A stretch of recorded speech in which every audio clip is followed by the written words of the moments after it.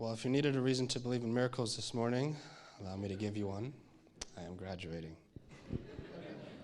Quite frankly, I can hardly believe it myself. It's only by the grace of God and the benevolence of Weimar that I am, and that is incredibly humbling. I'd like to begin by acknowledging this special place and the special place that it has in my heart. What first drew me to Weimar was the fact that there was a community who was passionate about the cause they preached and lived each of its values to its fullest.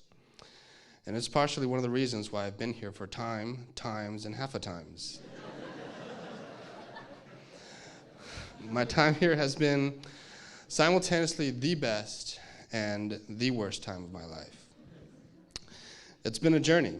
I say worst because during the years here, I've experienced incredible challenges, some having nothing to do with school, that have tested me to the very core. And I say the best because during these times, it was thanks to this devout community of believers that not only was I able to navigate and overcome, but experienced the most holistic form of growth to date. And for those reasons, I wouldn't change it.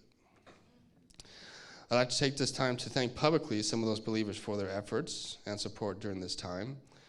First of all, my family, who have maintained me with their prayers and their accountability from across the country. Dr. Z for enlightening the scriptures and playing a big role in my development of spiritual principles. Dr. Celestine for your constant smiling support and patience both in and out of the classroom, and for taking the time to speak to me during my difficult times early on. The British for their intimate community and advocacy, a village within a village, and thanks to them, I'm still here. I'd like to also publicly acknowledge a person who chose to believe in me in a special way throughout these key moments.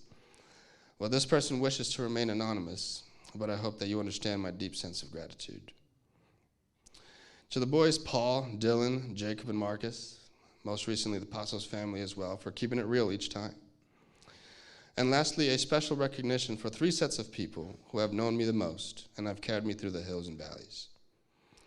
To Dr. Harris, I can't say enough, but in more ways than one, the reason why I'm up here today.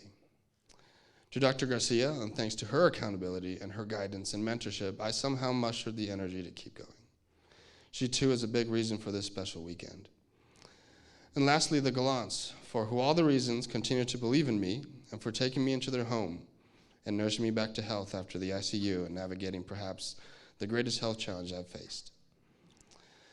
There's always more that could be said, more that could be thanked, but for now, onwards and upwards.